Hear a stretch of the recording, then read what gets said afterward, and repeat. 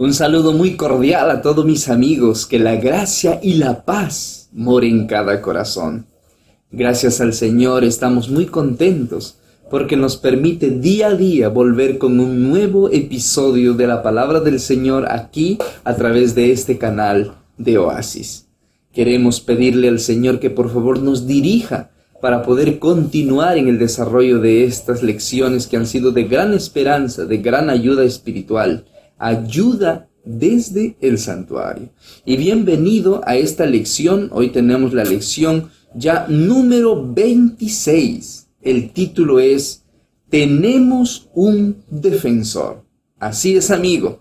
Vamos a ver a través de la lección que solamente hay uno que no falla. Hay un ser que es fiel y Él es tu defensor. Antes que pase el tiempo, ya vamos a orar para poder iniciar con el desarrollo de esta lección. Bendito Padre, gracias por tu amor, gracias por tu misericordia, por darnos hoy la oportunidad nuevamente de deleitarnos en tu palabra.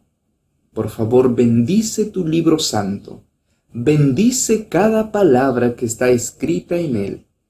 Úsalo, Señor, para darnos esa palabra de ánimo, esa palabra de aliento, porque lo necesitamos hoy más que nunca. Por favor, bendice a cada uno de tus hijos, que con corazón sincero, anhelante y sediento de ti, acuden, Señor, hoy a esta fuente bendita. Te suplicamos que nos llenes de sabiduría. Bendice también a tu siervo, quien hoy trazará tu palabra. Úngelo con el colirio celestial. Dale del poder de tu Santo Espíritu para poder trazar tu palabra de acuerdo a tu voluntad. Te suplicamos estos favores y creemos y confiamos en los méritos de nuestro Salvador Jesús. Amén. Apreciados amigos, sin más tiempo que perder, vamos a abrir la cortina para desarrollar nuestra lección de hoy. Te dejo aquí con nuestro maestro muy conocido, José Rentería. Hermanos y hermanas, ya estamos aquí, listos para compartir la palabra de Dios. Bienvenidos sean todos al estudio de la Biblia. Hoy estudiaremos la lección número 26 y estudiaremos un hermoso tema. ¿De qué trata este tema? El tema trata de que en el cielo se viene llevando a cabo el juicio investigador, en el cual tenemos un gran defensor.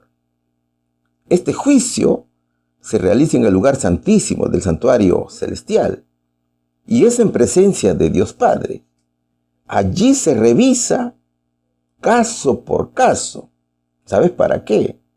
Para determinar quiénes son los que por su arrepentimiento del pecado y su fe en Cristo tienen derecho a la vida eterna. Entonces, ¿qué requiere Cristo? Cristo requiere un arrepentimiento sincero, un arrepentimiento de corazón, y Él nos anima a hacerlo.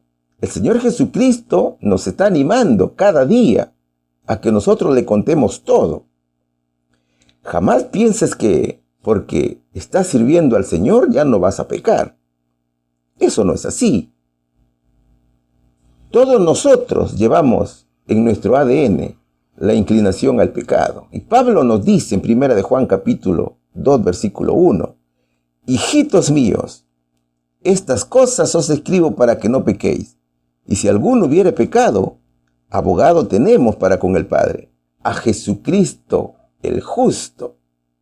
Entonces, el juicio debe realizarse antes que venga nuestro Señor Jesucristo, antes que venga a la tierra para redimir a su pueblo. El tema se titula Tenemos un defensor y tiene además 3 puntos muy importantes que vamos a desarrollar. ¿Cuáles son esos puntos? El primero es borrando pecados. El segundo, ¿cuándo el cambio ya no será posible.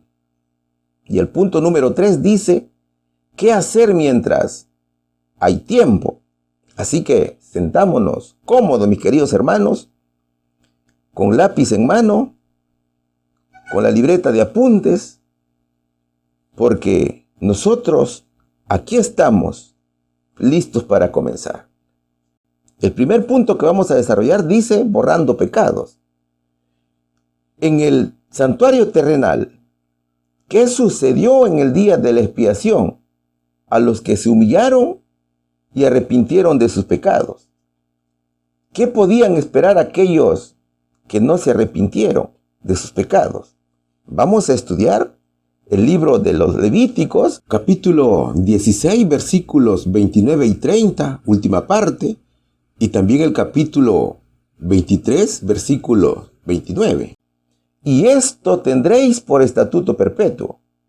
En el mes séptimo, a los 10 días del mes, afligiréis vuestras almas, y ninguna obra haréis, ni el natural ni el extranjero, que peregrina entre vosotros, porque en este día se os reconciliará para limpiaros, y seréis limpios de todos vuestros pecados delante de Jehová. Porque toda persona que no se afligiere en este mismo día, será cortada de entre su pueblo. Salmo capítulo 69, versículo 28 dice, serán raídos del libro de los vivientes, y no sean inscritos con los justos. Éxodo capítulo 32, versículo 32 dice lo siguiente, que perdones ahora su pecado, y si no, ráeme ahora de tu libro que has escrito. La expiación tiene 2 fases. En la primera fase, el pecador confesaba sus pecados y pedía perdón, y estos eran perdonados. O sea, no se borraban, sino que se confiaban a Dios. Es decir, Cristo se ocuparía de esos pecados, porque así lo había prometido. Eso era durante todo el año, en el santuario terrenal. Y en la segunda fase, la expiación ya no tenía que ver con el perdón, sino con el borrado de pecados. Este rito que borraba los pecados se realizaba en el día de la expiación o fiesta del Yom Kippur. Estos ritos eran hechos de manera anual en el lugar santísimo del santuario terrenal. Lo único que tenía que hacer el hombre era guardar sus mandamientos y temer a Dios. El Señor haría todas las acciones. Por eso es que Él vino a morir al mundo, para salvar a la humanidad. Pero luego debía ejecutar su juicio para ver los resultados de esa obediencia. Así lo dice Apocalipsis capítulo 20, versículos del 4 al 6, y también el versículo 15. También lo encontramos en 2 Tesalonicenses capítulo 2, versículo 8. Además, mis hermanos, hizo grandes promesas a los obedientes. ¿Cuáles eran esas promesas? La primera era recompensar a los vencedores y castigar a los desobedientes. Así lo escribe Apocalipsis capítulo 22, versículo 12. ¿Qué más? Resucitar a los muertos en Cristo, como lo señala 1 Tesalonicenses capítulo 4, versículo 16. Transformar a los vivos, justos. Esa es una gran promesa que hizo el Señor. Como lo escribe 1 Corintios capítulo 15, versículos 51 y 52. El Señor prometió restaurar la tierra. Así lo dice Romanos capítulo 8, versículos 19 y 20. También el Señor, mis hermanos, quiere restaurar la relación con Dios. Y así está escrito en Jeremías capítulo 15, versículo 19. Y cierra el paréntesis que el pecado abrió, como lo escribe Apocalipsis capítulo 21. Entonces son hermosas promesas, ¿no es cierto? Lo único que tenemos que hacer es temer a Dios y obedecer. Allí te dejo los versículos para que lo puedas leer detenidamente. Ahora, ¿qué ordenaba el Señor para este rito? Escrito está en Levíticos capítulo 16, versículo 31, de la Nueva Versión Internacional. Será para ustedes un día de completo reposo en el cual ayunarán. Es un estatuto perpetuo.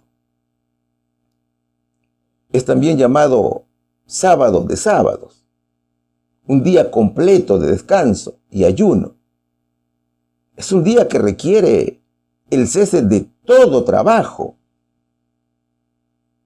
un tiempo para descansar,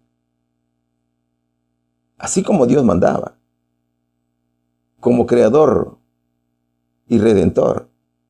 Entonces, el Señor dijo que era lo que debe hacer su pueblo.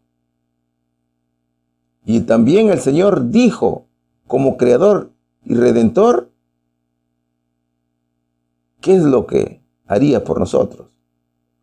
Y esto era un mandato. ¿Y cómo debía actuar el pueblo de Dios? ¿O cómo se debía preparar? El verso nos cuenta de que era un día de ayuno. Era un día muy especial. Cada persona debía hacerse un examen profundo del corazón. Cada alma debía estar a cuentas con Dios y también con el prójimo. ¿Te das cuenta? Se debía ayunar y también el pueblo debía estar en constante oración con Dios para perdón de los pecados. Es que ese día, el día de la expiación, era un día de juicio de todos los pecados confesados durante el año y que fueron transferidos al santuario. Eso es lo que nos dice el verso. ¿Y cuál era el resultado de ese juicio? Habían dos sentencias: el perdón y la vida, o la destrucción, o el borrado de los libros. Y los versos los dicen con mucha claridad en Levítico capítulo 16, versículo 30. Porque en ese día se os reconciliará para limpiaros, y seréis limpios de todos vuestros pecados delante de Jehová. Así lo dice Levíticos. O sea, esta sentencia era para vida. El propósito era la reconciliación del pecador con el Señor. Y era el borrado de los pecados. Esta sentencia era para todos aquellos que se humillaron y obedecieron a Dios. Nótese, mi querido hermano, que en el día de la expiación todo era obediencia total y se guardaba el día sábado con mucha reverencia. Para estos tiempos, el Señor también ordena lo mismo. O sea, el santuario terrenal era símbolo del celestial, ¿cierto? Y todo lo que hacía el sumo sacerdote en la tierra también se lleva a cabo en el cielo. Solo que en el cielo ya no se sacrifican animales para pedir perdón. El sustituto es Cristo. El pecador confiesa sus pecados y pide perdón. Y estos son perdonados. ¿Cuál es el medio? Es la oración. El pecado no se borra, sino que se confía a Jesús, que intercede por nosotros. Cristo es quien se ocupa de esos pecados, porque así lo ha prometido. Ahora, esa es en la primera fase. Y en la segunda fase, la expiación que hace el Señor en el cielo ya no tiene que ver con el perdón de pecados, sino con el borrado de pecados. La expiación se inició en el lugar santísimo en el año 1844.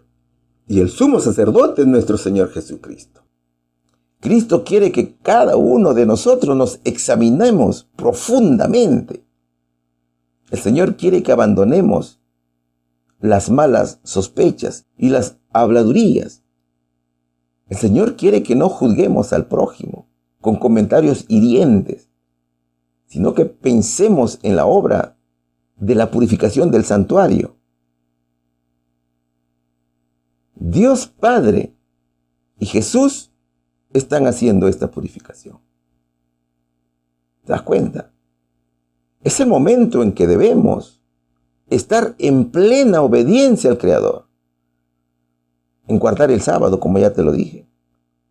En estos momentos estamos en juicio, ¿cierto? Y Dios está purificando toda injusticia en el santuario de nuestra alma. Es por eso que el Señor quiere que estemos en total comunión con Él. Es que en el juicio nosotros estamos con el Señor. Es el pueblo quien participa del juicio y el pueblo tiene que estar con Jesús. ¿Ves?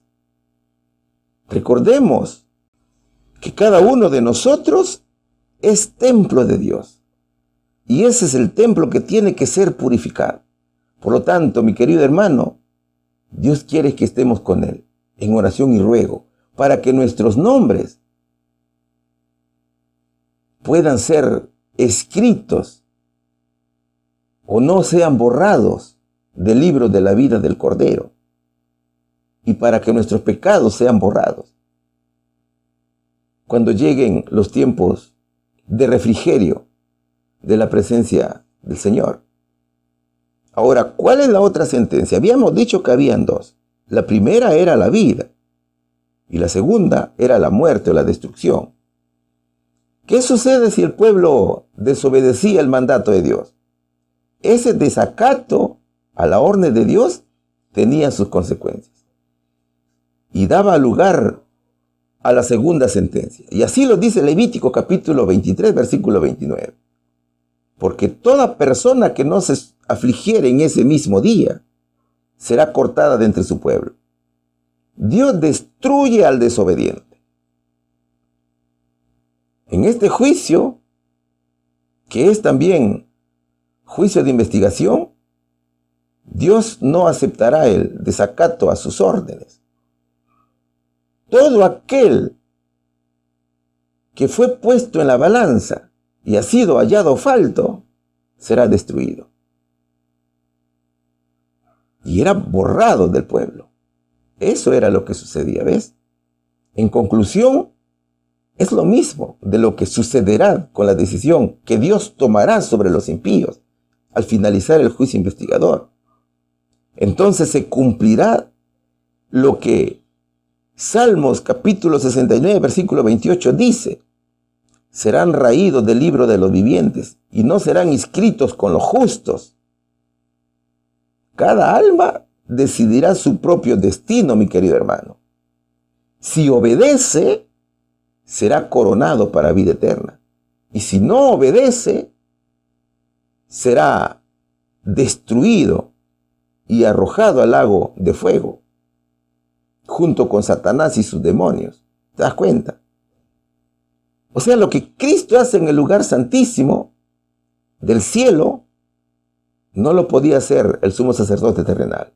Entonces, el Señor manda que cada uno debe afligir sus almas y pedir perdón también, no solamente por él, sino también por los demás. Así como lo hizo Moisés en un momento cuando el pueblo hizo el becerro de oro y pidió perdón por este pecado. Y Éxodo capítulo 32, versículo 32 lo registra. Que perdones ahora su pecado. Y si no, ráeme ahora de tu libro que has escrito. O sea, Moisés estaba intercediendo por el pueblo. Es tiempo, mis queridos amigos, de ponerse a cuentas con Dios, de obedecer a Dios, de orar con mucho fervor, mirando siempre la obra de purificación que nuestro propio santuario, que es nuestro Señor Jesucristo, viene llevando a cabo, en presencia de Dios Padre. Este juicio investigador es para nuestro propio beneficio. Así lo ha prometido el Señor. ¿Cuál sería, mi querido hermano, aquí la respuesta? En el santuario terrenal, ¿qué sucedió en el día de la expiación a los que se humillaron y arrepintieron de sus pecados? Fueron perdonados y salvos. ¿Qué podían esperar aquellos que no se arrepintieron de sus pecados? La muerte eterna, mis queridos hermanos. Pregunta número 2. En lugar de un pastor humano, ¿quién está a nuestro lado para defendernos y ayudarnos cuando confesamos y abandonamos pecados, ¿quiénes serán declarados justos en el juicio? Vamos a estudiar el libro de Primera de Juan, capítulo 2, versículo 1. Hijitos míos, estas cosas os escribo para que no pequéis. Y si alguno hubiere pecado, abogado tenemos para con el Padre, a Jesucristo el justo. Salmo capítulo 51, versículos 1, 2 y 9 dicen lo siguiente.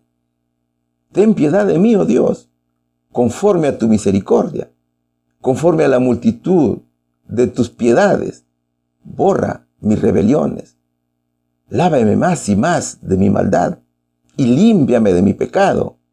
Esconde tu rostro de mis pecados y borra todas mis maldades. El libro de Apocalipsis capítulo 3 versículo 5 dice lo siguiente. Al que venciere será vestido de vestiduras blancas, y no borraré su nombre del libro de la vida, y confesaré su nombre delante de mi Padre y delante de sus ángeles. Daniel capítulo 12 versículo 1 última parte dice, mas en aquel tiempo será libertado tu pueblo, todos los que se hallaren escritos en el libro. Filipenses capítulo 4 versículo 3 dice, y te ruego también a ti, fiel compañero, ayuda a aquellas mujeres que trabajaron juntamente conmigo en el Evangelio, con Clemente también, y los otros de mis colaboradores, cuyos nombres están en el libro de la vida. Aquí está el libro de la vida. Todos sabemos que existe el pecado, ¿cierto? Y Juan dice que siempre hay perdón por el pecado confesado. Por lo tanto, hay que preocuparse por el pecado. ¿Sabes por qué? Porque el pecado rompe nuestra comunión con Dios. Debemos entender, mis queridos hermanos, que somos débiles carnales. Pero Dios ha prometido que un día la carne débil se perfeccionará mediante la resurrección. Eso es cuando venga Cristo. Ahora, el deseo de Jesús es que no pequemos. Solo que el Señor también sabe que somos débiles. Y el verso dice que si pecamos, abogado tenemos para con el Padre, a Jesucristo, el justo. ¿No es hermoso esto? Claro, eso no significa que vamos a estar pecando siempre en lo mismo. Porque a veces muchos pueden interpretar este versículo mal. Puede pensar de que, porque en el cielo tenemos un abogado que intercede por nosotros, puede continuar pecando. Así sea en los pecados muy graves. Pero el Señor no dice eso, sino que poco a poco iremos avanzando en el proceso de la santificación. O sea, poco a poco iremos dejando y abandonando el pecado. Esa es nuestra preparación. Y así lo requiere nuestro Señor Jesucristo. Entonces, cuando confesamos nuestros pecados, el Señor está allí listo para defendernos de las acusaciones del diablo. No te olvides que así como tenemos un ángel de Dios que anota nuestras obras, el diablo también tiene sus demonios que anotan las tentaciones y pecados que cometemos. Pero tal vez te preguntes, ¿y eso para qué lo hace el diablo? Esa anotación es precisamente para acusarnos ante Dios y reclamarnos como suyos, tal cual lo escribe el profeta Zacarías en el capítulo 3, versículo 2, y también lo escribe en el libro de Apocalipsis, en el cual el diablo está acusándonos constantemente. ¿Te das cuenta? Cada uno de nosotros tiene una lucha constante con el mal. El diablo está constantemente tentando al mundo y también al pueblo de Dios, y se aprovecha de nuestras debilidades para hacernos pecar. Solo que para alcanzar la gracia de Dios, el Señor ha puesto en su altar un abogado. Este abogado está revestido de naturaleza divina. Este abogado se llama Jesús. Este abogado es nuestro intercesor. Él es quien presenta ante Dios a nosotros como sus hijos. Él intercede a favor de los que le reciben. Él es que intercede a todos aquellos a quienes creen en Él. Entonces, ¿qué debemos hacer para que nuestro abogado interceda por nosotros? 3 cosas debemos hacer, mis queridos hermanos. Arrepentirnos, confesar nuestros pecados y pedir perdón. Salmos capítulo 51, versículos 1, 2 y 9 dicen lo siguiente. Ten piedad de mí, oh Dios, conforme a tu misericordia, conforme a la multitud de tus piedades, borra mis rebeliones, lávame más y más de mi maldad y límpiame de mi pecado. Esconde tu rostro de mis pecados y borra todas mis maldades. David sentía que un registro de sus muchos pecados lo condenaba y quería que se borrara la cuenta de ellos porque quería alcanzar la vida eterna. Es decir, no solo era necesario pedir perdón, sino también el borrado de sus pecados. ¿Te das cuenta? Nosotros, en nuestras oraciones, debemos hacer lo mismo. No solamente arrepentirnos y pedir perdón, sino también pedir que se borren nuestros pecados. El único que borra los pecados es Dios. Cristo ha pagado nuestro rescate con su propia sangre. Por lo tanto, ahora le pertenecemos. El verso nos muestra cómo el rey David, en total humillación, pide misericordia y pide que sus pecados sean borrados. Ya te dije que vivimos en una lucha constante con el mal y en la lucha nos ayuda Cristo. Entonces, ¿qué sucede cuando Dios perdona y borra nuestros pecados? Apocalipsis capítulo 3, versículo 5 lo dice. El que venciere será vestido de vestiduras blancas, y no borraré su nombre del libro de la vida, y confesaré su nombre delante de mi Padre y delante de los ángeles. Esa es la promesa que ha hecho el Señor. O sea, alcanzamos la vida eterna. Nuestros pecados serán perdonados y borrados. Y alcanzaremos la vida eterna. Y reinaremos con Cristo 1000 años. ¿Te das cuenta? Eso es lo hermoso y esa es la promesa que nos ha dejado el Señor. Y también Pablo nos ha aconsejado en Filipenses capítulo 4, versículo 3. Y te ruego a ti, fiel compañero, dice a los hermanos, ayuda a aquellas mujeres que trabajaron juntamente conmigo en el Evangelio, con Clemente también, y los otros de mis colaboradores, cuyos nombres están en el libro de la vida. Cuando tú vienes a Cristo, te arrepientes, te confiesas con Él, pides perdón, alcanzas la gracia del Señor. Y por la gracia de Dios, guardas la ley. La gracia da buenos frutos, ¿no es cierto? La obediencia, la fe, el cambio de carácter. ¿Ves? Entonces eres escrito en el libro de la vida. De allí permanecemos hasta que Dios nos llame a juicio. Ese es el honor más grande que tienen los hijos de Dios, que es estar inscritos en el libro de la vida. Entonces, ese honor debe mantenerse. ¿Cómo debe mantenerse? Haciendo la voluntad de Dios, de ir poco a poco cambiando nuestro carácter. Es cambiar poco a poco nuestra forma de pensar. Es pensar en el futuro celestial. Es todo aquello lo que nos permitirá seguir avanzando en nuestro camino al cielo. Jamás, mi querido hermano, pienses en el mundo terrenal, porque este mundo ya está a punto de fenecer. Está a punto de llegar a su fin. Vamos a la respuesta. En lugar de un pastor humano, ¿quién está a nuestro lado para defendernos y ayudarnos cuando confesamos y abandonamos pecados? Es nuestro Señor Jesucristo. ¿Quiénes serán declarados justos en el juicio? todos aquellos que permanezcan inscritos en el libro de la vida, que hayan lavado sus ropas. Pregunta número 3. Estamos estudiando el subtítulo borrado de pecados. Y la interrogante dice lo siguiente: ¿qué sucederá en el juicio investigador con aquellos que no han confesado ni apartado de sus pecados? Estudiaremos el libro del Éxodo, capítulo 32, versículos 33, última parte. Al que pecare contra mí, a este raeré yo de mi libro.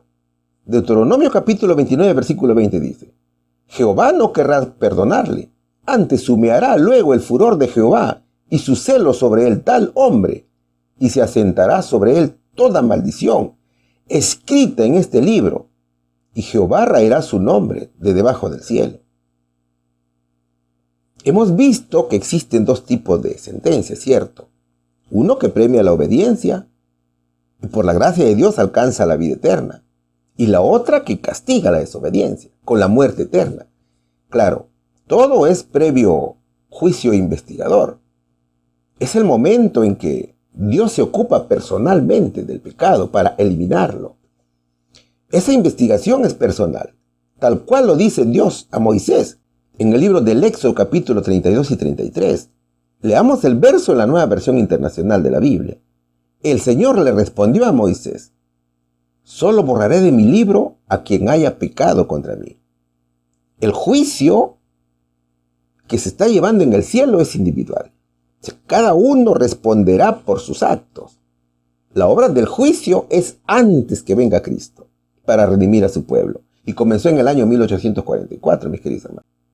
Entonces, cuando el juicio culmine, habrá nombres que serán aceptados y otros que serán rechazados.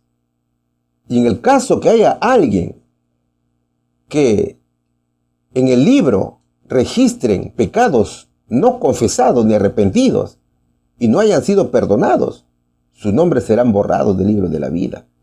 Y la mención de sus buenas obras será borrada de los registros de Dios. Aquella persona no tendrá ningún galardón, sino castigo, ¿te das cuenta? Entonces, cuando venga el Señor, en lugar de galardón habrá un castigo. El Señor dijo en Apocalipsis capítulo 22, versículo 12, miren que vengo pronto, traigo conmigo mi recompensa y le pagaré a cada uno según lo que haya hecho. El premio es para aquellos que revelaron todos sus pecados y estos fueron perdonados. Entonces mira, ¿cuál será el fin de aquella persona que se ha borrado del libro de la vida? Aquellos que no fueron inscritos. Dios dijo que aquellos desobedientes tendrían maldiciones y su ira vendría sobre ellos. Deuteronomio capítulo 29, versículos 19 y 20 de la Nueva Traducción Internacional de la Biblia dice: los que oyen las advertencias de esta maldición no deberían confiarse demasiado y pensar, estoy salvo, a pesar de que sigo los deseos de mi corazón terco. Eso los llevaría a la ruina total. Y el Señor jamás perdonará a los que piensan así. Por el contrario, su enojo y su celo arderán contra ellos. Les caerán encima todas las maldiciones escritas en este libro. Y el Señor borrará sus nombres de la faz de la tierra. O sea, en el juicio se revelarán nuestras deficiencias de carácter. El resultado arrojará que muchos de los condenados tenían luz de conocimiento. Dios los había hecho depositarios de sus bienes, pero no cumplieron sus deberes, sino que fueron hallados infieles. Eso es lo que hará en el juicio el Señor, donde cada caso es revisado de manera individual y minuciosa. Entonces, la purificación del santuario implica una obra de investigación, o una obra de juicio, o un examen, si lo queremos llamar de esa manera. ¿Cuál sería aquí la respuesta, mis queridos hermanos? ¿Qué sucederá en el juicio investigador con aquellos que no han confesado ni apartado de sus pecados? Serán borrados de los libros del cielo, y la ira de Dios se encenderá sobre ellos. Pregunta número 4. Tiene subtítulo la pregunta número 4. Y dice lo siguiente: ¿cuándo el cambio ya no será posible? ¿Será posible cambiar el veredicto una vez pronunciado? Estudiaremos varios hermosos versículos que nos plantea aquí la lección. Y vamos a estudiar Apocalipsis capítulo 22, versículo 11, que dice: el que es injusto, sea injusto todavía. Y el que es sucio, ensúciese todavía. Y el que es justo, sea justo todavía. Y el que es santo, santifíquese todavía. Mateo capítulo 25, versículos del 10 al 13, dice lo siguiente: y entre tanto que ellas iban a comprar, vino el desposado, y las que estaban apercibidas entraron con él a las bodas, y se cerró la puerta. Y después vinieron también las otras vírgenes, diciendo: Señor, Señor, ábrenos. Mas él respondiendo dijo: de cierto os digo, no os conozco. Velad pues, porque no sabéis el día ni la hora en que el Hijo del Hombre ha de venir. Hebreos capítulo 12, versículos 16 y 17 dice lo siguiente: que ninguno sea fornicario o profano como Esaú, que por un bocado vendió su primogenitura.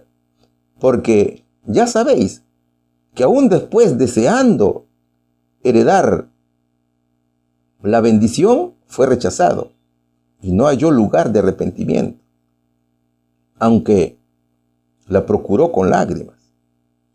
A ver, ¿cómo llegamos hasta este punto? Vamos a ilustrarnos con la imagen. El juicio se inicia en el año 1844, ¿cierto? El juicio es primero para los muertos, luego es para los vivos. Pero ¿qué sucede entre el periodo del inicio del juicio investigador y el fin de la gracia, o el juicio a los vivos? El mundo está a punto de ingresar a una gran crisis y las agencias del mal se asocian y aumentan sus fuerzas para la gran crisis final. Durante ese periodo se producen varios eventos: la reforma espiritual, el sellamiento, la lluvia tardía, el fuerte pregón. ¿Qué más se produce allí? El zarandeo, un tiempo de angustia que es previo a la ley dominical. Con el decreto de la ley dominical se produce el abandono de las grandes ciudades, ¿cierto? Entonces, cuando todo se haya cumplido, cuando la obra del tercer ángel haya terminado, la gracia culmina. Y nuestro gran sumo sacerdote ya no intercederá más por los habitantes culpables de la tierra. La iglesia de Dios habrá cumplido su obra. Habrá recibido la lluvia tardía, el refrigerio de la presencia del Señor, y estará preparada para la gran prueba que le espera. Los ángeles se apuran, van y vienen de acá para allá en el cielo, como lo dice el texto. Pero pon atención aquí. Un ángel que regresa de la tierra anuncia que su obra ha terminado en la tierra. El mundo ha sido sometido a la prueba final. Y todos los que fueron fieles a los mandatos divinos han recibido el sello del Dios vivo. Entonces, en ese momento, Cristo deja de interceder en el santuario celestial. El Señor se levanta y con sus manos levantadas pronuncia con gran voz: hecho es. Así lo escribe Apocalipsis capítulo 21, versículo 6. Tal cual lo hizo en la cruz, cuando terminó su obra en la tierra. Allí también dijo: consumado es, ¿cierto? Y todas las huestes de los ángeles depositarán sus coronas, mientras Él anuncia en trono solemne algo muy interesante: el que es injusto, sea injusto todavía. Y el que es sucio, ensúciese todavía. Y el que es justo, sea justo todavía. Y el que es santo, santifíquese todavía. Así lo escribe Apocalipsis capítulo 22, versículo 11. Es decir, el Señor dice: nadie puede cambiar la sentencia.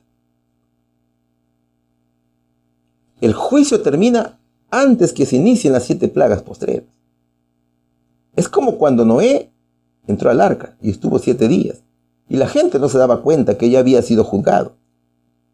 Hasta el momento que comenzó el diluvio. ¿Cierto? El Señor nos está diciendo en este verso, no hay cambio de sentencia.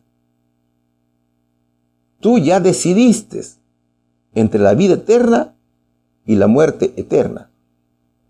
Tú mismo has construido tu propio destino, dice el Señor. Eso es lo que está diciendo en el verso.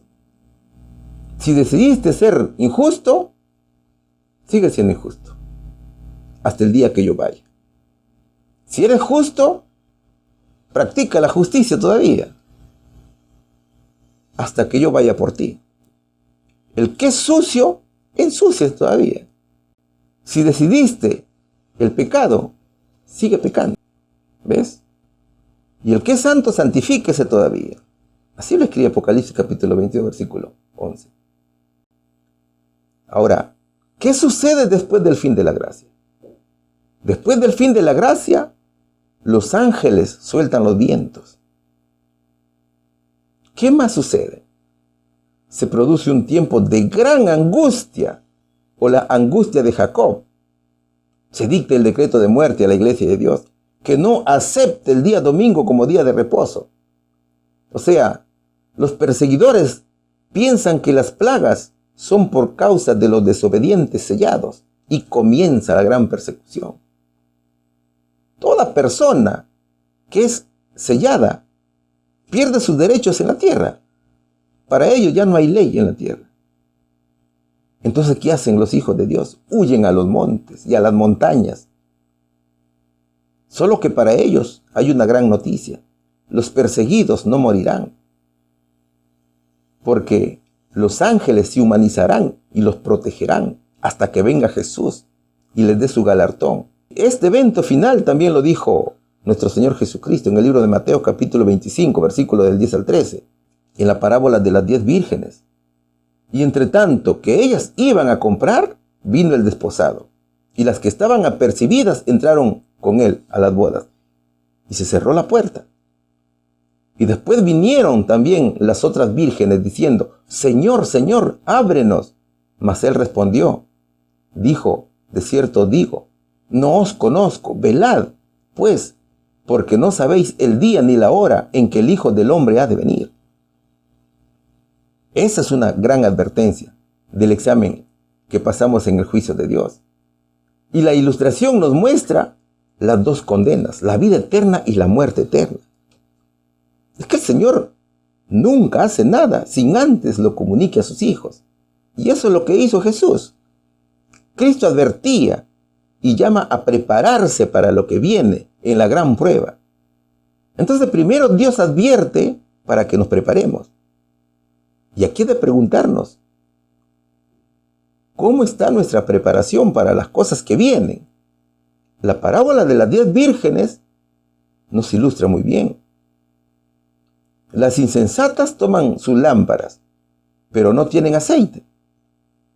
Mientras que las sensatas tienen lámparas, vasijas y aceite.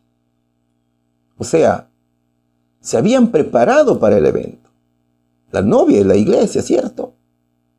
Solo que dentro de la iglesia hay dos tipos de cristianos. Hay cristianos prudentes y hay también cristianos insensatos, ¿ves? Ahora, cuando el verso nos habla de las vírgenes, significa que la iglesia practica la doctrina pura. Por eso que te recomiendo leer toda esta parábola de las 10 vírgenes. O sea, la iglesia es obediente a los 10 mandamientos de la ley de Dios, ¿te das cuenta? Pero también hay cristianos que no estudian la palabra de Dios. La lámpara significa que todas tienen conocimiento, todas escuchan la palabra de Dios, todas tienen lámparas. ¿Y cuál es el aceite? El aceite es el Espíritu Santo. ¿Ves? Es el Espíritu Santo quien transforma el carácter. La vasija representa el carácter. Entonces, mis hermanos, cuando venga Cristo, si no estamos preparados, ya no habrá tiempo para prepararse. Y se perderá la vida eterna. Fíjate, cuando se termine el juicio, el Señor apartará, ¿no es cierto?, las ovejas de los cabritos. Muchos dirán, Señor, pero si en tu nombre hicimos muchos milagros. En tu nombre íbamos a la iglesia, hacíamos cultos, ganamos muchas almas para ti. Pero ¿qué le dirá el Señor? Apártate de mí, hacedor de maldad. No te conozco, así como le dijo a las vírgenes insensatas. ¿Ves? Y eso es muy triste. Por eso es que el Señor nos dice, tienes que prepararte. Porque una vez que la puerta está cerrada, no habrá opción para abrirla. Eso también le pasó a los antediluvianos, como ya te lo contamos. Se cerró la puerta. Todos quieren entrar, pero nadie la puede abrir. Eso es lo que nos dice el Señor. Hebreos capítulo 12, versículo 16 y versículo 17 dice, que ninguno sea fornicario o profano, como Esaú, que por un bocado vendió su primogenitura, porque ya sabéis que aún después, deseando heredar la bendición, fue rechazado. Y no halló lugar de arrepentimiento, aunque la procuró con lágrimas. Imagínate, mi hermano, la angustia que sintió Esaú cuando fue rechazado por su padre. Para él ya no había bendición, porque él era el hijo mayor. Acuérdate de la historia en la cual Jacob le roba la primogenitura a su hermano. O sea, Esaú estuvo dormido todo el tiempo, tal cual lo estuvieron las vírgenes insensatas, que cuando reaccionó ya todo estaba perdido. Ya no había tiempo, porque el fin de la gracia ya había terminado. Y también, durante el periodo del fin de la gracia de este tiempo, sucede lo mismo. Cristo culmina la propiciación por su pueblo y borra sus pecados. Por lo tanto, el número del pueblo ya está completo. Y el reino, y el señorío, y la majestad de los reinos debajo de todo el cielo serán entregados a los herederos de la salvación. Y Cristo reinará como Rey de Reyes y Señor de Señores. A partir de ese momento, ya no hay oportunidad de arrepentimiento, porque el juicio ha concluido. Mis queridos amigos, la sentencia emitida por Dios no es cambiable. Dios no es un Dios que cambia sentencias. Ya no hay lugar de apelación. La sentencia es irrevocable y cada uno tendrá una sentencia. Por lo tanto, aquellos que quieran arrepentirse serán rechazados. Y por más que clamemos con gran llanto, por más que le digamos, Señor, Señor, si en tu nombre echamos muchos milagros, estuvimos en las calles predicando tu venida, ya no habrá opción para el arrepentimiento, porque todo se habrá hecho, como lo dijo el Señor. ¿Cuál sería aquí la respuesta? ¿Será posible cambiar el veredicto una vez pronunciado? No, mis queridos hermanos. Pregunta número 5. ¿Qué nos dice aquí la pregunta número 5? ¿Qué nombres serán llamados en el juicio celestial? ¿Quién escapará de ese día? ¿Qué dice Romanos capítulo 14, versículo 10, última parte? Porque todos hemos de comparecer ante el tribunal de Cristo. Segunda de Corintios capítulo 5, versículo 10 dice, pero es menester que todos nosotros comparezcamos ante el tribunal de Cristo, para que cada uno reciba según lo que haya hecho mientras estaba en el cuerpo, ya sea bueno o sea malo. Primera de Pedro capítulo 4, versículo 5 dice, pero ellos darán cuenta al que está aparejado para juzgar a los vivos y a los muertos.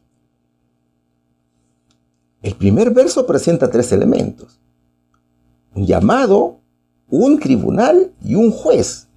Y todos los que profesan el nombre de Cristo serán llamados a juicio, dice Romanos capítulo 4, versículo 10. En el tribunal de Cristo, Los creyentes son recompensados en base a cuán fielmente sirvieron a Cristo. Primera de Corintios, capítulo 9, versículo 24 al 27. Y segunda de Timoteo, capítulo 2, versículo 5, así lo dice. Ahora, la salvación es por la gracia de Dios. Pero es la gracia de Dios que nos trae frutos. Algunos de estos frutos son la obediencia a los 10 mandamientos, la fe y el cambio de carácter. ¿Y sabes cuáles son algunas de las acciones por las cuales seremos juzgados? Solo te mencionaré algunas. Dios nos juzgará por la obediencia a su ley. Así lo escribe Mateo capítulo 28, versículos del 18 al 20. También juzgará qué tan victoriosos fuimos sobre el pecado, como lo escribe Romanos capítulo 6, versículos del 1 al 4. ¿Qué tanto controlamos nuestra lengua? Así lo dice Santiago capítulo 3, versículos del 1 al 9. Mis queridos hermanos, muchas veces somos rápidos para juzgar a los demás. Y eso tiene que ver con nuestra lengua, ¿no es cierto? Nuestra tendencia al pecado hace que constantemente estemos criticando a los demás. Y todo nos parece mal. Que el hermano vino mal vestido, que el maestro no llevó corbata, el pastor predicó sin terno. Todo nos parece mal. Mira, todo cristiano debe ser rápido para escuchar, lento para hablar y lento para enojarse. ¿Sabes por qué? Porque el enojo humano no produce la rectitud que Dios desea, como lo escribe el libro de Santiago en su capítulo 1, versículos del 19 al 20. ¿Ves? Entonces, cada acto de injusticia y cada palabra hiriente deberá dar cuenta ante el tribunal de Cristo. Así que, mis hermanos, debemos poco a poco ir mejorando nuestro carácter.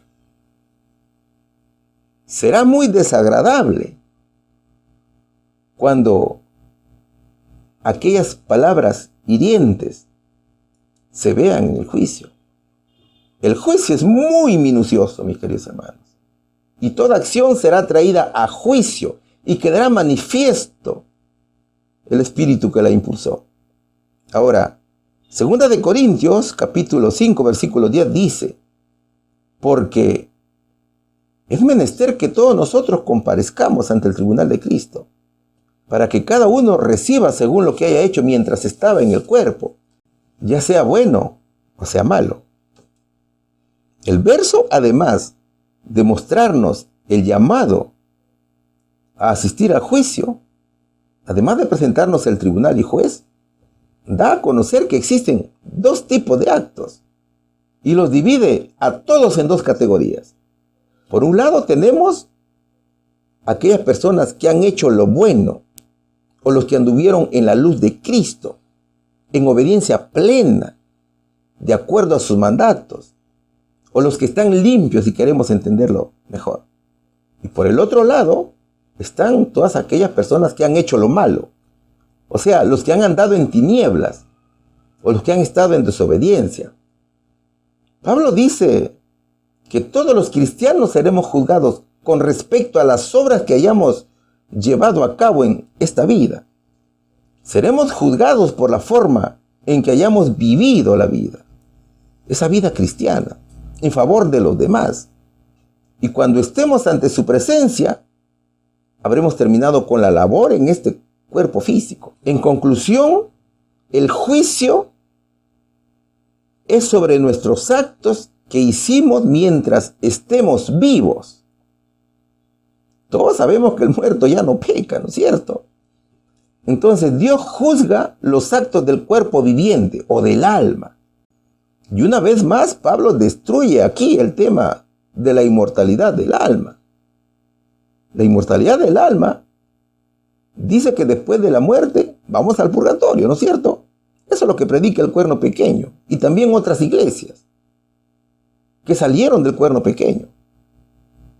¿Ves? En el juicio se expondrán los frutos de nuestros caprichos egoístas y arbitrarios, que sabiendo que estamos actuando mal, predicamos doctrinas falsas. ¿Te das cuenta? Y estamos engañando a la gente. ¿Ves? Entonces, nos daremos cuenta del resultado de esas acciones, tal y como Dios las ve. Y lo más triste es que veremos que por causa de esas acciones, muchas almas se apartaron del camino recto de Dios. ¿Y cómo es que las tratamos de una manera nada cristiana? Es por eso que 1 de Pedro capítulo 4 versículo 5 dice: pero ellos darán cuenta al que está aparejado para juzgar a los vivos y a los muertos. Dios nos ha dado un cuerpo para ser templos del Espíritu y para que ese cuerpo produzca buenos frutos.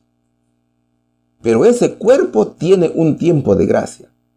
Esa gracia se acaba cuando morimos. Luego viene el juicio, como lo dice el libro de los Hebreos, capítulo 9, versículo 27. Ese es el juicio investigador para los muertos.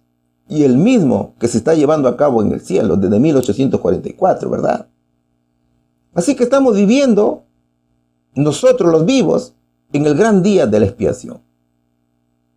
Y es tiempo en que cada uno se arrepienta delante de Dios. Confesemos nuestros pecados.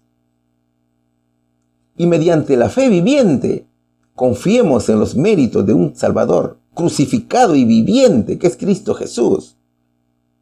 Mis hermanos, que nada nos detenga, que nada nos haga cambiar la forma de pensar. En verdad que vienen tiempos muy difíciles para el pueblo de Dios. Habrá un periodo de angustia como no la ha habido jamás desde que las naciones existen, dice Daniel capítulo 12 versículo 1 en la Nueva Versión Internacional de la Biblia. Sigamos adelante, siempre confiando en los méritos y las promesas del Señor Jesús. Animémonos unos a otros. Si lastimamos a alguien, pidamos perdón, mis hermanos. No nos lastimemos entre hermanos, sino que con amor tal cual lo hizo Jesús, ataquemos el pecado del hermano, pero no al pecador. Eso es lo que nos enseña Jesús. Muchas veces hacemos lo contrario. Vemos que el hermano ha pecado, pero no atacamos al pecado, sino atacamos al hermano con palabras hirientes. ¿Ves? Entonces Jesús no quiere eso. Jesús quiere que ataquemos al pecado y tratemos con amor al hermano que ha pecado. ¿Cuál sería aquí la respuesta, mis queridos hermanos? Vamos a la respuesta. ¿Qué nombres serán llamados en el juicio celestial? Serán llamados todos los creyentes en Cristo. ¿Quién escapará ese día? Nadie podrá escaparse, mi querido hermano. Estamos estudiando el tema, tenemos un defensor. Es la lección número 26 del libro titulado Ayuda desde el Santuario. Ya estamos por terminar este libro, ¿no es cierto? Ya nos falta muy poco, solamente falta una lección y lo terminamos de estudiar. Y la pregunta número 6 del tema dice lo siguiente: ¿qué hacer mientras hay tiempo? Es el subtítulo. Considerando la solemne realidad del juicio investigador, ¿qué se debe hacer ahora? Vamos a estudiar el libro de San Lucas, capítulo 16, versículo 2. ¿Qué nos dice aquí el libro de San Lucas? Y le llamó y le dijo: ¿qué es esto que oigo de ti? Da cuenta de tu mayordomía, porque ya no podrás ser mayordomo. Marcos capítulo 13, versículo 35 al 37 dice: velad pues, porque no sabéis cuándo el Señor de la casa ha de venir, si a la tarde, o a la medianoche, o al canto del gallo, o al amanecer. No sea que viniendo de repente os halle durmiendo. Y lo que a vosotros digo, a todo lo digo. Velad. A ver, ¿qué hacer durante el juicio? Dice la pregunta. Lo que queda al pueblo de Dios es prepararse. ¿Prepararse en qué? Prepararse en el carácter. en obediencia. No te olvides que cuando venimos a Cristo alcanzamos la gracia. Y por la gracia de Dios obedecemos los 10 mandamientos de su ley. Y guardamos el sábado como señal entre Dios y su pueblo. Acuérdate, mi querido hermano, que el cuarto mandamiento se debe guardar porque es el monumento de la creación. Y fue santificado por Dios en el Génesis. Así lo escribe el capítulo 2, versículo 1 y 2. El cuarto mandamiento tiene el propósito de mantener la relación de Dios con el hombre.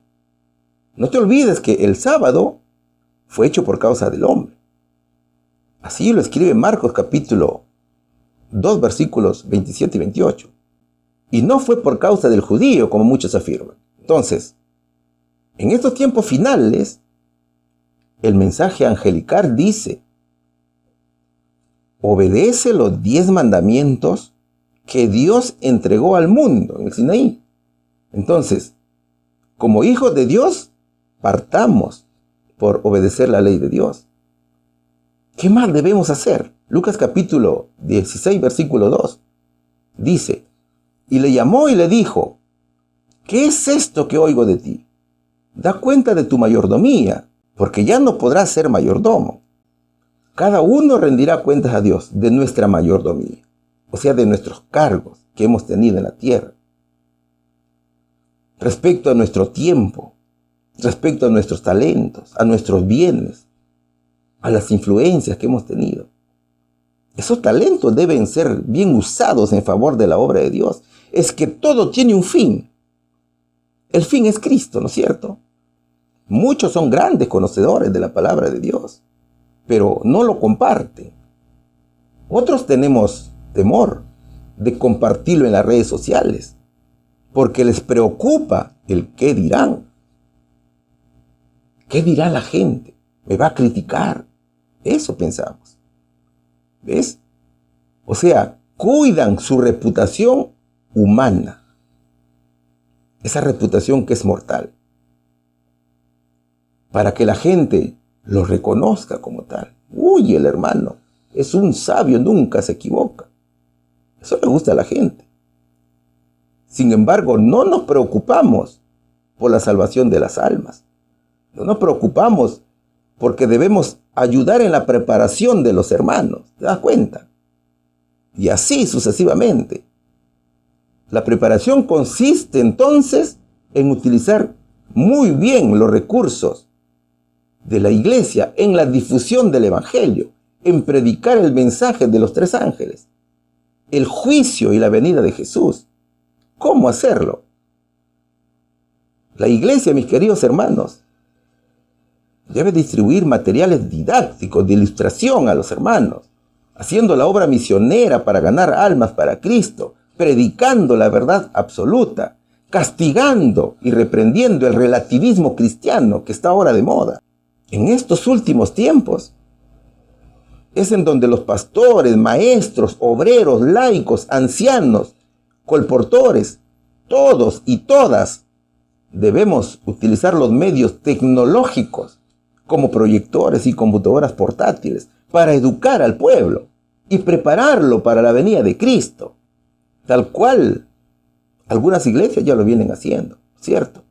Aunque es verdad también, faltan muchas que no cuentan con estos equipos y es necesario, mis hermanos, que se implementen a nuestras iglesias, por más pequeñas que sean, para que los hermanos tengan una buena educación y estén preparados en la luz del evangelio. Eso es lo que ordenó Cristo en el libro de San Marcos, capítulo 13, versículos 35 y 37. Velad pues, porque no sabéis cuándo el Señor de la casa ha de venir, si a la tarde o a la medianoche, o al canto del gallo, o al amanecer, no sea que viniendo de repente os halle durmiendo. Y lo que a vosotros digo, a todo lo digo, velad. Eso es la exhortación de Dios.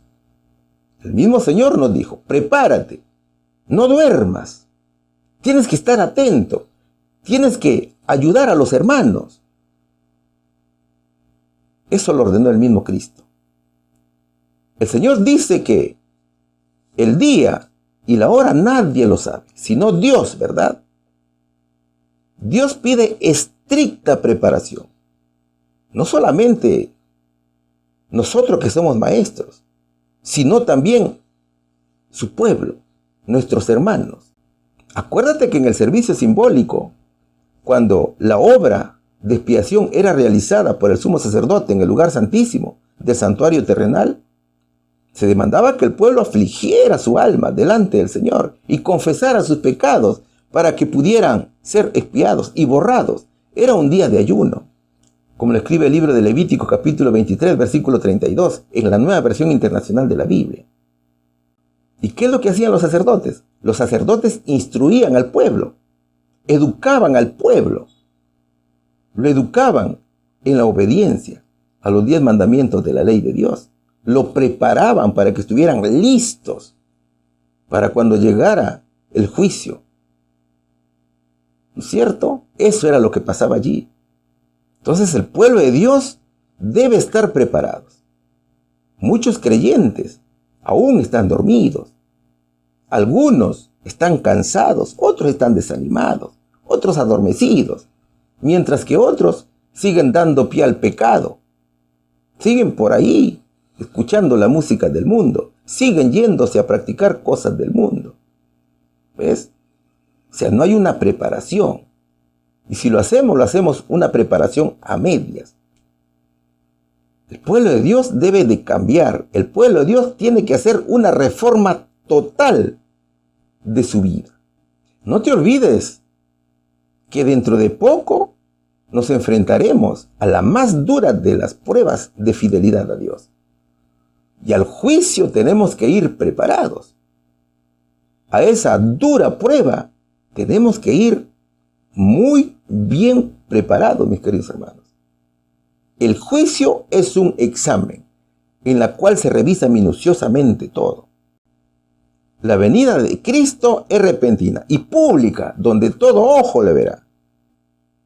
Mis queridos hermanos, mentalicémonos en cuál será la decisión final que Cristo tomará. Y también pongámonos a pensar qué sucede si es irrevocable. Por lo tanto, debemos velar, debemos orar. Cristo lo ha advertido y su pueblo sabe cuál es su responsabilidad. Usted, mi querido maestro de lección, sabe cuál es su responsabilidad.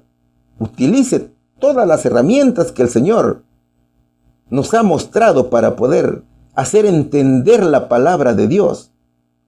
Ya te dije que cuando explique la lección no veas tiempo. Mentaliza a los hermanos que deben preguntar sus dudas para que puedan ser aclaradas. En eso consiste la preparación. Jamás dejes a un hermano con la duda que tenga.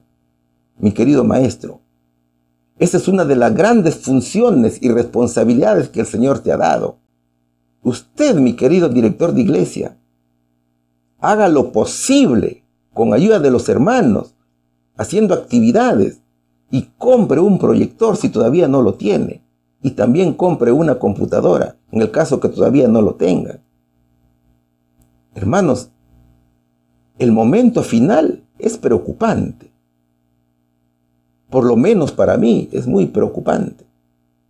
Porque los tiempos son difíciles y los que vienen serán mucho más difíciles todavía. ¿Te das cuenta? Además de las tareas de la vigilancia y oración, ¿qué más requiere Cristo? Un trabajo efectivo, un trabajo muy activo, como ya te lo dije. Un ejemplo claro de preparación fue cuando Jerusalén fue destruida en el año 70 después de Cristo. Y escrito está en Lucas capítulo 21, versículos del 20 al 28, que Cristo instruyó a la iglesia a estar preparados para el día del juicio. Y todos aquellos que escucharon y obedecieron a Jesús escaparon de la horrible destrucción que vino sobre la ciudad. Entonces fíjate, cuando se trata del juicio de Dios y la destrucción que vendrá sobre toda la tierra, aquellos que escuchen y obedezcan a Jesús podrán alcanzar la vida eterna. Querido amigo, aún hay un corto periodo de tiempo para venir a Jesús. La hora de decidir por la vida eterna y la muerte eterna es hoy. Ven a la iglesia, mi querido hermano. Eduquémonos juntos. Compartamos juntos la palabra de Dios. Mi querido hermano, ¿cuál sería aquí la respuesta?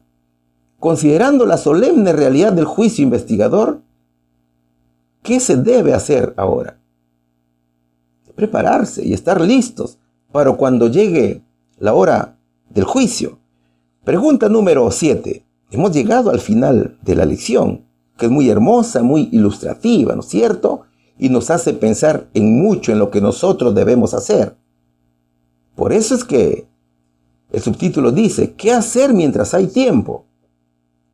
Y la pregunta dice, ¿qué hará el Señor por todos los que escuchan su voz y abren la puerta de su corazón? ¿Qué deseo supremo del Salvador se cumplirá? Y vamos a estudiar el libro de los Hebreos capítulo 3, versículos del 7 al 8. Por lo cual, como dice el Espíritu Santo, si oyeréis hoy su voz, no endurezcáis vuestros corazones, como en la provocación en el día de la tentación en el desierto. Éxodo capítulo 29, versículo 45 dice, y habitaré entre los hijos de Israel y seré su Dios. Apocalipsis capítulo 3, versículo 20 al 22 dice lo siguiente, he aquí yo estoy a la puerta y llamo. Si alguno oyere mi voz y abriere la puerta, entraré a él y cenaré con él y él conmigo. Al que venciere, yo le daré que se siente conmigo en mi trono, así como también yo he vencido y me he sentado con mi Padre en su trono. El que tiene oído, oiga lo que el Espíritu dice a las iglesias. Ya hemos dicho que muchos creyentes aún están dormidos. Y también muchos mayordomos, eso hay que decirlo también. Algunos están cansados, otros desanimados y adormecidos, mientras que otros siguen dando pie al pecado. Y Cristo nos llama a todos a cambiar esas actitudes. Ahora, pon atención a lo que dice Hebreos capítulo 3, versículos 7 y 8. Por lo cual, como dice el Espíritu Santo, si oyeréis hoy su voz, no endurezcáis vuestros corazones, como en la provocación, en el día de la tentación, en el desierto. Queridos hermanos, este es un verso que nos llama a la reflexión. El verso no exhorta al incrédulo, o a aquel que rechaza el evangelio, o al ateo. No, el ateo tú sabes que no cree en Dios. El verso no exhorta a aquellos que no aceptan a Jesús como su Salvador personal, no. El verso exhorta a aquel creyente que conoce a Jesús y cree en Él, que ha escuchado el evangelio, que por alguna razón no se ha decidido en servirle, o tal vez se ha alejado de su camino, o que está a punto de hacerlo. Es decir, aquel que está dormido o adormecido, ¿te das cuenta? Es decir, que el llamado es a los fieles de la misma iglesia. Es por eso que Éxodo capítulo 29, versículo 45 dice, y habitaré entre los hijos de Israel y seré su Dios. El Señor no nos abandona. Podemos estar sumergidos en el más terrible desánimo, pero Él está allí llamándonos para ayudarnos. No solamente nos llama, sino que nos hace hermosas promesas. Y el Apocalipsis capítulo 3, versículo del 20 al 22, lo dice. He aquí, yo estoy a la puerta y llamo. Si alguno oyere mi voz y abriere la puerta, entraré a él y cenaré con él y él conmigo. Al que venciere, yo le daré que se siente conmigo en mi trono, así como también yo he vencido y me he sentado con mi Padre en su trono. El que tiene oído, oiga a lo que el Espíritu dice a las iglesias. El Señor Jesucristo, mis hermanos, fue tentado en todo. Acuérdate de la tentación que tuvo en el desierto. El diablo lo tentó a Cristo en todo.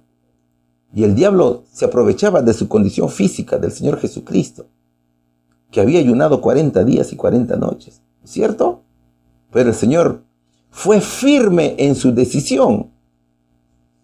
El Señor le dijo no al pecado. ¿Ves? El Señor triunfó, el Señor ha vencido al mundo, Él mismo lo dice. Entonces, Cristo no está dispuesto a perderte, mi querido amigo, sino a buscarte para salvarte. ¿Te das cuenta? El Señor dice, ¿cómo te voy a dejar? Yo no te puedo perder, yo he muerto por ti, clavado en la cruz para salvarte. Ahora me perteneces y yo te estoy buscando y te estoy llamando. Por más que tengamos el corazón duro, Él siempre está buscándonos, mis queridos hermanos. Inclusive hasta los ateos. ¿Ves? A los incrédulos, a los que no creen en Jesús, a los que rechazan a Cristo. Él está rogándonos. Ese es el Dios que tenemos. Ese es el Dios al cual nosotros predicamos. ¿No es hermoso, hermanos, eso? Cristo es un Dios que te ruega. ¿Y cómo lo hace? ¿Cómo te ruega? ¿Cómo te suplica? Tocando la puerta de tu corazón. Acuérdate que Dios es un caballero. Él no ingresa a tu corazón si es que tú no se lo permites. Tú eres quien decides.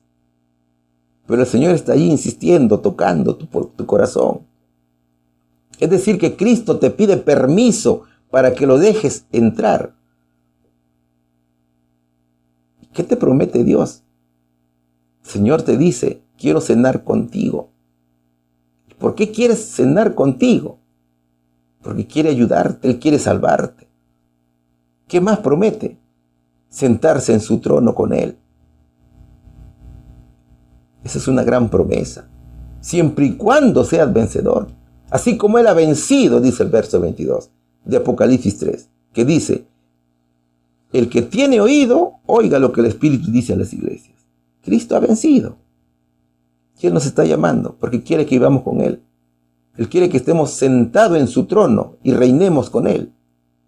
Mira, Apocalipsis registra que la iglesia tiene 7 periodos, desde que Cristo la instituye hasta su segunda venida. O sea que la iglesia ha sufrido varios vaivenes y ha pasado por varias experiencias. Y eso lo podemos ver cuando estudiamos los 7 sellos del Apocalipsis. Fíjate, la iglesia, desde que Cristo la estableció, ha sido ponderada, atacada, diezmada. Pero el Señor siempre tiene un pueblo. Y hoy está tocando la puerta de nuestro corazón para entrar en nuestra vida, para tener una relación íntima y hacernos vencedores. Lo único que debemos hacer es abrir la puerta y dejarlo entrar. La decisión es individual. ¿Y a quiénes envía a Cristo para tocar la puerta de los corazones? Sabemos que el Señor Jesucristo quiere que todos se salven, ¿cierto? Incluso también aquellos que no lo aceptan. Y en estos tiempos, los mensajeros, tal cual fue Elías y Juan Bautista, son enviados por el Señor para recordar al mundo que todos estamos destinados al juicio. Y a recordarles también que pronto se acaba la gracia. Y pronto viene el Señor como Rey de reyes y Señor de señores. Esa es la responsabilidad de la iglesia. El mundo debe conocer la verdad del juicio para que no quede dudas de la justicia de Dios.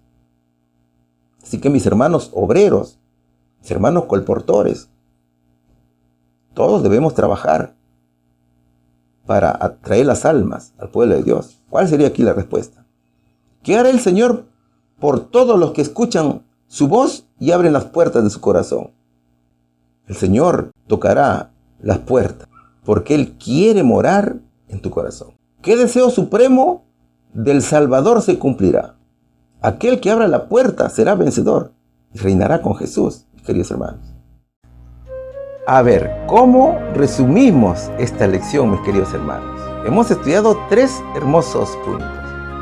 Cristo en el cielo viene llevando a cabo la última parte de su obra, tal cual lo hacía el sumo sacerdote terrenal, que era un símbolo del Señor. Esa obra es el juicio investigador, que comenzó en el año 1844.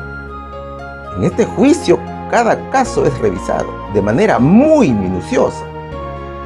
La obra del juicio es para borrar los pecados confesados. En el juicio habrán nombres que serán aceptados y otros que serán rechazados.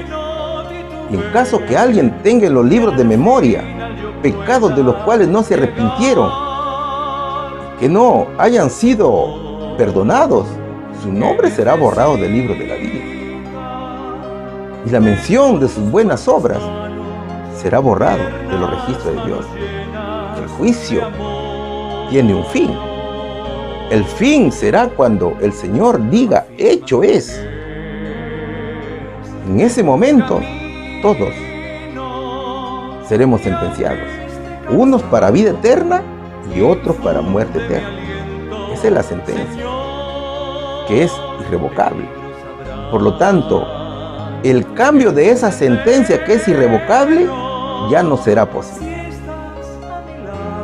Ahora fíjate, conociendo esta gran verdad, es necesario preguntarnos aquí, ¿cómo estará mi caso delante de Dios? Mis queridos hermanos, vivimos en un periodo de juicio. Y el mundo, al igual que en tiempos de Noé, no le da importancia. Cada vez observamos cómo el ser humano transgrede la ley de Dios y se rebela contra él. Pero, ¿qué hacer mientras hay tiempo? Aún queda un poco de tiempo para que el juez divino diga, hecho es. ¿Sabes qué debemos hacer? No debemos permanecer más en terrenos del mundo. No sabemos cuándo nuestros nombres serán puestos en los labios de Cristo y serán decididos finalmente en nuestros casos. Eso no lo sabemos. Pero debemos permanecer en constante interrogante. ¿Cuál será la decisión de Dios respecto a mi caso en el juicio? ¿Seré contado con los justos o seré incluido entre los impíos? Eso debemos preguntarnos. Querido amigo, usted que quizás ha puesto atención en este video, tal vez el video llegó a su celular, a su computadora, y usted lo ha visto, tal vez sea por curiosidad o por algún otro motivo que hayas puesto la atención a este video y has escuchado el tema. Déjame decirte que Dios tiene planes para ti. El Señor te tiene en sus planes y te está llamando. Cristo está llamando a la puerta de tu corazón. Lo único que tiene que hacer es dejarlo entrar. Déjalo, mi querido hermano, al Señor entrar en tu corazón. Hoy, mi querido amigo, Dios ha enviado a sus mensajeros para que te hablen de esta verdad. Y en el nombre de Jesús te pedimos, te rogamos, hermano, los escuches. Inicia, mi querido amigo, el camino de salvación. Cristo te suplica y te llama y te promete que te sentará junto a Él en su trono. Obedécele, mi querido hermano. Obedece esa santa ley y a su voluntad. Que todo sea para la honra y gloria de Dios. En el nombre de Jesús. Amén. Gracias al Señor por su bondad, hemos podido concluir con esta lección. ¡Qué sorprendente esperanza! En cada detalle hemos encontrado esta magnífica obra del Señor, que no solamente viene a morir por ti, a derramar su sangre, sino que continúa llevando una obra mediadora, una obra de intercesión. Es nuestro abogado, es tu defensor. Así es que con esta lección vamos a reiniciar nuestras fuerzas, vamos a reiniciar nuestra esperanza, saber que a pesar de todo, a pesar de que los seres humanos se pueden oponer, Dios, Jesucristo, es tu defensor, es mi defensor. Vamos a orar al Señor para concluir con esta importante enseñanza. Bendito Dios, gracias una vez más, porque hoy a través de tu palabra nos has mostrado tu verdad. Nos has hecho ver, Señor, de que realmente no estamos solos. Tenemos en el santuario alguien quien nos defiende. Permítenos creer en este mensaje. Permite, Señor, que con este mensaje podamos anular toda esa mala influencia que puede tener el enemigo para poder derribar nuestra esperanza en ti. Hoy queremos confiar más que nunca en la promesa que nos haces. Bendice a tus hijos, por favor. Si alguno está pasando un momento de dificultad, alguna enfermedad, de él o de algún familiar, por favor, que podamos entender de que realmente no estamos solos. Quedamos orando y en espera, Señor, de tu auxilio presto cada día. En el nombre de Jesús. Amén. Un saludo muy cordial desde aquí y que tengas un excelente día. Dios te bendiga.